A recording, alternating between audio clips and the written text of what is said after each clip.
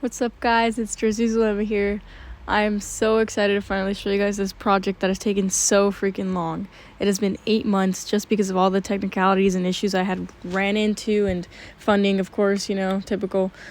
But I am so excited for you guys to finally see it. This is my car before anything, so I just wanted to throw that out there. And then I removed the hubcaps here, thought I gave it more of an aggressive look, and then I was showing off my little puny 205. So if you couldn't have guessed it, that was a drum brake. So yeah, we are doing a disc conversion kit and swapping out every single drum that is on my car because, oh my goodness, my brakes were absolute shit.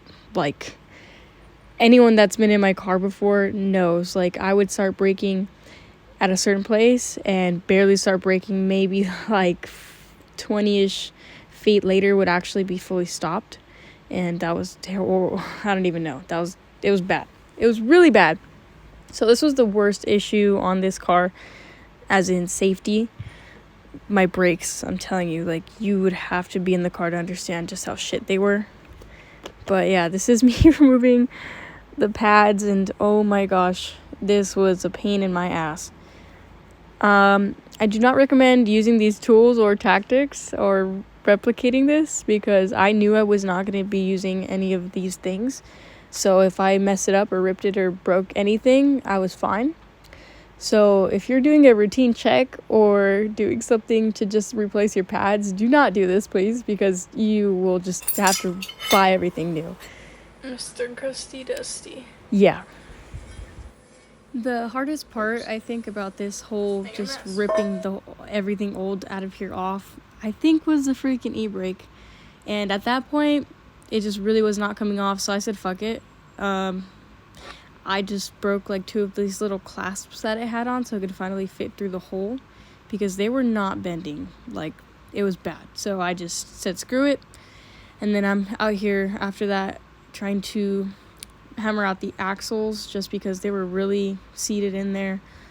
It was really hard. It didn't end up getting a clip of me finally getting it off. I had to call my friend over because he had a crowbar, and we crowbarred them out. We didn't really hammer them anymore. We kind of just did some maneuver where we pushed certain pressure at an angle and it pulled it out. Well, let's see if this thing wants to start up after... Oh god, I don't even know how long.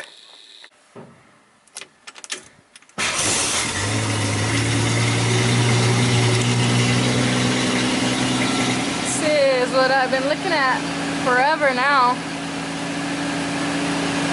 I like my shocks though, those things are crispy. Everything else is crusty.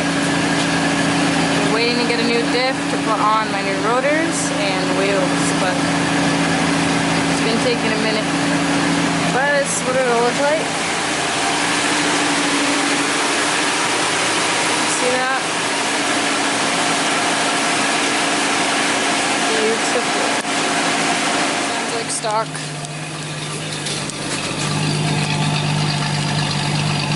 It's not too shabby. Everything's stock. There's my beautiful nonsense. Here I am with the same. Still not done with the project currently as of today when I'm recording this. I think it's October 10th. But yeah, here's what she looks like so far. She looks great. Just not in the back. The front looks great.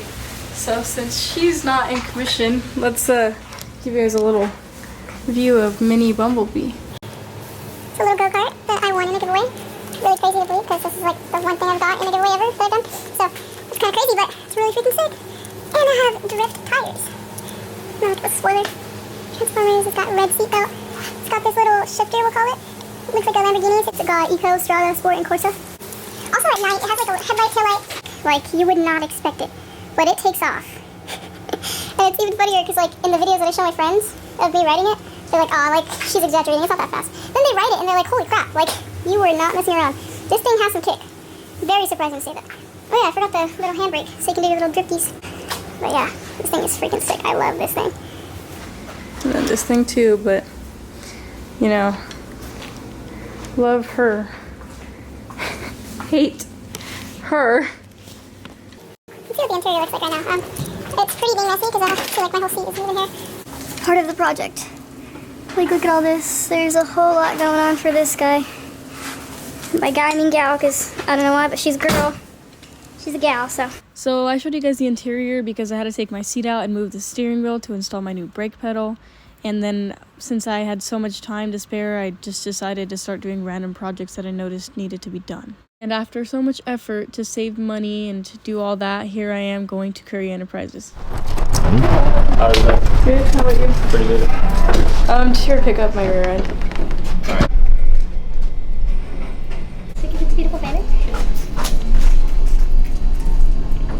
I'm shaking inside. I was honestly just so excited to get this thing out of the box that I did not care where anything went.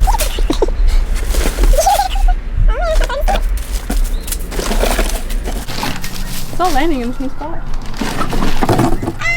That one had a staple in it. Alright. It's time to paint. We're really about to rattle can a $4,000 diff. In the end, I definitely should have got it powder coated. It's whatever. But here I am unboxing everything, and I noticed after pulling a little bit that I touched it and it was a little greasy. So, I mean, before you paint anything, you have to prep for it anyways, but I don't know why I wasn't expecting it to be greasy, but then again, I'm sure that's to protect the metal from corrosion or anything like that. So, yeah. I also wasn't sure if I could lift it up because when I first tried to move the box, that thing was heavy, but doing it this way, it wasn't too bad. Here I am degreasing, just like I said, getting ready to paint, and then here I'm painting. I didn't get too many clips painting just because it was starting to get really dark, but here it is done. Like, I thought it looked beautiful, and then here I am screwing in the freaking posi gear. It took so long to do those 2 bolts. Those bottom 2 you have to do by hand. Here I'm painting these black so everything matches. So keep in mind, this needs some light sanding, and this is what it looked like before. Anything? This is all that rust that I have to remove. Wish me luck. This took so freaking long. I think this was the longest thing. It was just horrible. My freaking forearms were on fire. I didn't want anything to look crusty or dirty, so I had to sand, clean, and paint these wheel wells, which also took a long ass time, but it was well worth it because they look so freaking good. Everything was prepped and ready for paint, so I did the leaf springs and also my gas tank and a little bit under the car. Now this one here, really do not replicate this. The fumes, the shit in your eye, no, just don't do it. You know, I haven't even mentioned all the problems I ran into, but here I am at the store because I had to get a U-joint for my rear end, but this is it installed and it looks so freaking good. You know, that was the most complete my car had looked for so long, and it was weird, but I was really excited, but I also was annoyed because all these things kept going wrong, but it was whatever. I don't know if it's just me, but this is super satisfying. Yeah. I don't know why. And then this is me lowering the car for the first time. The suspension didn't settle, but you guys will see it settled in a second here. And then this is the view from under and the rear, and it looks so good. You can definitely tell I didn't do my exhaust, you know, by a long shot, but here she is. She looks so good.